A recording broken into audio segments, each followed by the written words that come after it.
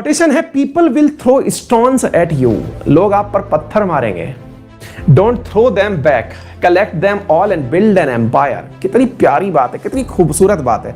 अगर मैं इसको लिटरल सेंस में भी समझू ना कि क्या कहना चाह रहा है, तो भाई आपकी तरफ लोग पत्थर फेंक रहे हैं, उन पत्थरों को वापस मत लौटाइए ना, इकट्ठा करिए और अपना महल बना लीजिए।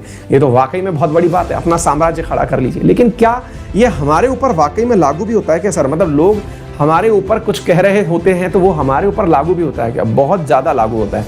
मैं विद्यार्थियों से अक्सर एक बात कहता हूँ, जैसे ना मुझे बहुत सारे स्टूडेंट मिलते हैं और एक ही लाइन बोलते हैं। अब तो क्या है कि ऑनलाइन चल रहा है तो आप में से बहुत सारे लोग घर पर ही हैं, लेकिन अभी मौसम ठीक होगा तो आप लोग घर से बाहर निकल के रूम्स में चले जाएंगे, किराए लेने के लिए अपने नज़दीकी किसी शहर में चले जाएंगे, वहाँ पढ़ रहे होंगे, है ना। आप में से कुछ लोग अपने कॉलेज की पढ़ाई करने के लिए चले जाएंगे, कुछ मतलब हायर स्टडीज़ के लिए चले जाएंगे।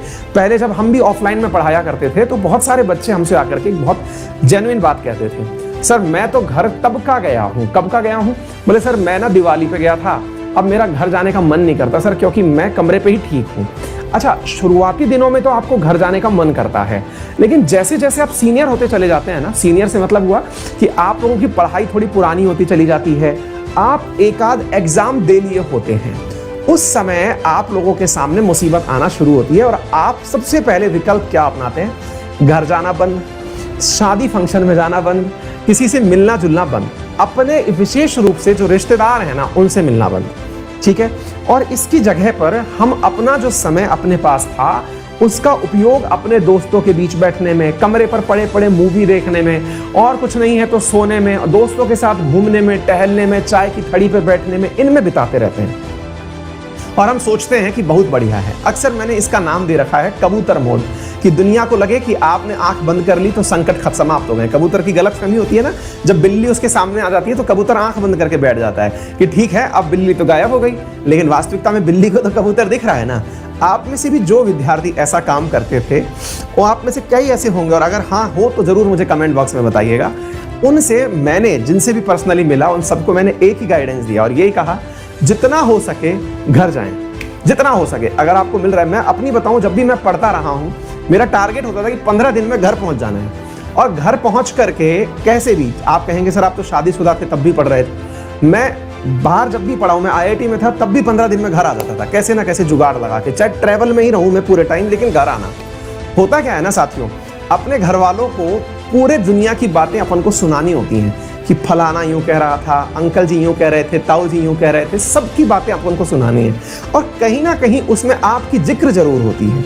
उनमें से कई जिक्र ऐसी होती है जो घर वालों के वास्तविकता में डाउट होते हैं, लेकिन किसी और का नाम लेके पूछ लेते हैं, यार पढ़ लिख लोगे तो कौन सा कितने रुपए की नौकरी पा जाओगे, क्या कर लोगे, और पढ़ाई करके क्या कर लोगे, ज़्यादा अच्छा है कि कोई छोटा एग्जाम दे लो, ऐसा भी अपने साथ होता है। लेकिन पता है आप लोगों को, हम लोग उन बातों को सुन के नर्वस होते हैं, इसलिए हम घर जाने से बचते हैं। साथियों, वास्तविकता यह है कि आप इन बातों को अपने लिए एक कैटलिस्ट के रूप में उपयोग में लाइए, उत्प्रेरक के रूप में उन बातों को संकलित करिए। कोई बात जो आपको चुभ गई है ना, उस चुभी हुई बात का तो मतलब बिल्कुल वैसे उपयोग करिए जैसे कि हस्बैंड वाइफ की लड़ाई में वाइफ कुछ लड़ाई के मुद्दे संरक्षित रूप से रखती है कि इसे आज नहीं परसों यूज करेंगे क्योंकि परसों शांति रहेगी, अनुभव से बता रहे हैं। ऐसे ही आप भी यूज करिए उसे। कैसे? कोई बात आपको लगी कि हाँ यार ये तो बहुत ही जलील कर दिया है, मतलब फुल बेइज्जती हो गई है और भाई को चाहिए फुल इज्जत, तो ऐसे जो मुद्दे हैं ना आपके, उन्हें अपनी नोटबुक में बढ़िया सजा सजा के लिखिए। किसी ने आपकी काबिलियत पर संदेह किया, लिखिए कि हाँ भाई ये कोटेशन इन भाई साहब ने हमें दी थी कि इनसे कुछ ना हो पाएगा, देखते हैं ये सही या हम सही। फिर कोशिश करिए। देखिए आपको किसी से मोटिवेशन की जरूरत नहीं है। हमें लगता है कि दुनिया की कई हुई बातें सकारात्मक रूप से अगर ले ली जाए ना तो आदमी एकदम बिल्कुल फ्रंटियर मेल होकर हुसैन बोल्ट हो जाएगा, है ना। और आप यकीन मानिए आपके लाइफ में भी ऐसे बहुत सारे एपिसोड हुए होंगे।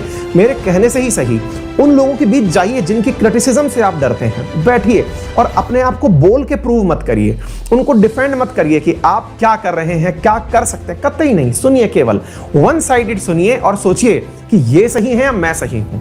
अगर मैं सही हूं तो प्रूव करके रहूंगा, और यकीन मानना आपकी जो रफ्तार है, समय बर्बादी तो छोड़िए, आप एकदम भगे आएंगे, आप ट्रेन में पढ़ते हुए आएंगे, पढ़ते हुए जाएंगे, गारंटी मान लीजिएगा। इतना तरीके से काम करता है ये तो।